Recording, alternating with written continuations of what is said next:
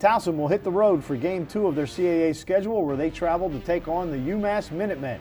Head coach Shawn Nadelen will join me to talk about the matchup on today's episode of the Tiger Lacrosse Report, which starts now.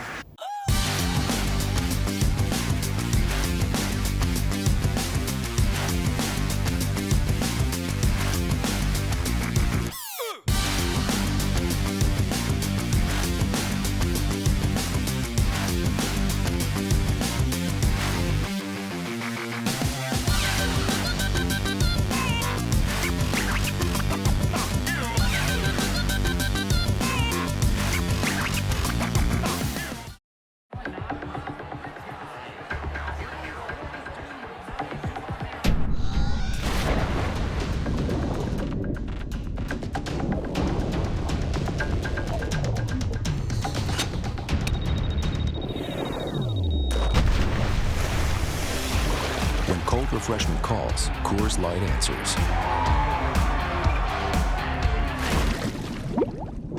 Frost brewed Coors Light, the world's most refreshing beer.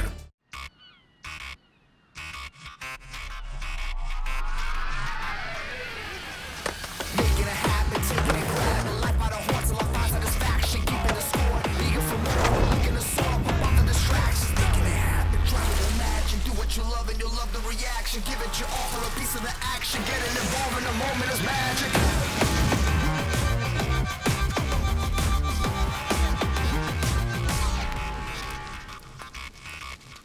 For an athlete, there's nothing scarier than a torn ACL. Athletes trust us with their care and their careers because we're a recognized leader in sports medicine. Get back to your active life sooner with MedStar Sports Medicine. Rock and Jump, the ultimate trampoline park, is now open in Towson. Get big air and have big fun at Rock and Jump. You and your friends are sure to have a blast in our state-of-the-art jumping arenas. Want to be a rock star with your kids? Book their next birthday party at Rock and Jump.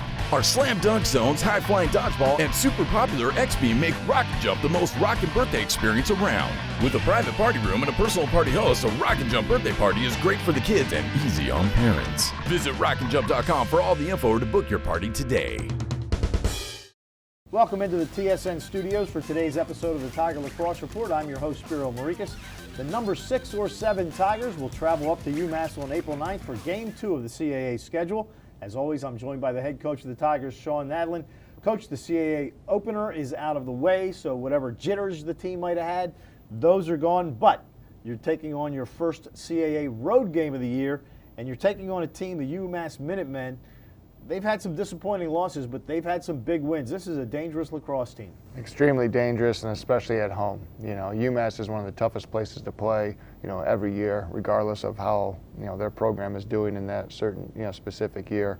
They do just the environment. They come ready to play at home. They've beaten, UNC, they've beaten Ohio State at home. They've done, some really good work there. And it's a new surface. They used to have the AstroTurf kind of carpet. Now they have field turf, so we got to get up there on Friday and then just see, obviously we're used to playing on field turf, but see what the kind of the feel is and then get an understanding of that.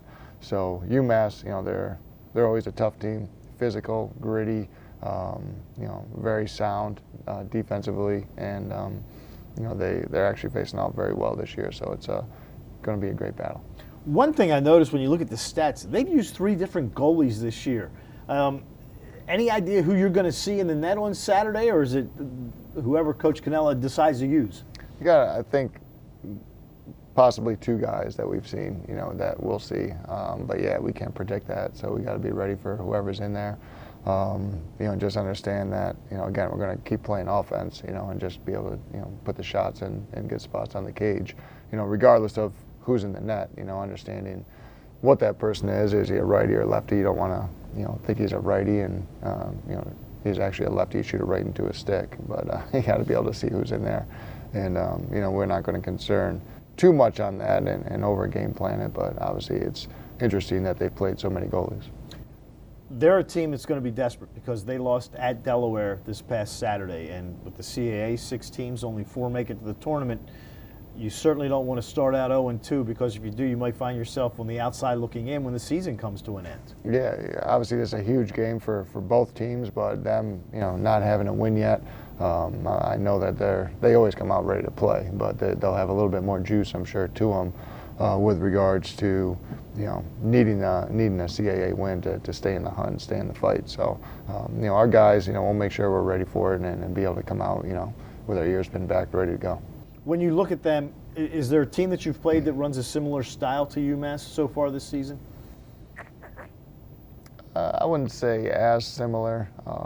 UMass is, I don't want to say very structured, but they believe in what they do. And they don't run a lot of different sets or a lot of different things. They run 3 to 4 offenses, and then they just stick to it, and they just keep coming at you that way. They do a very good job in transition. They do a very good job pressing the issue there. And creating opportunities that way. So that's something that we have to be prepared for. But defensively, they're a veteran group. So I'd say they're probably up there with some of the better defenses we've faced so far in this season in regards to who they have and what they're capable of. One thing that you guys have done all year is not turn the ball over. Although against Drexel, you got a little sloppy, 13 turnovers. You fell from number 1 in the country in fewest turnovers per game to 2nd. Could you see anything in the Drexel game as to why you were more turnover prone than you had been earlier in the year?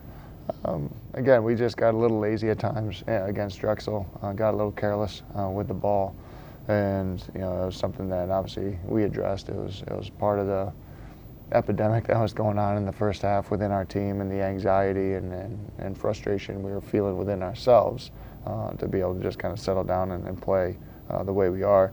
But also, it's a credit to Drexel. They press, they extended, they create opportunity, but then they take it away real quick. So when you think you have an opening, that opening is very small.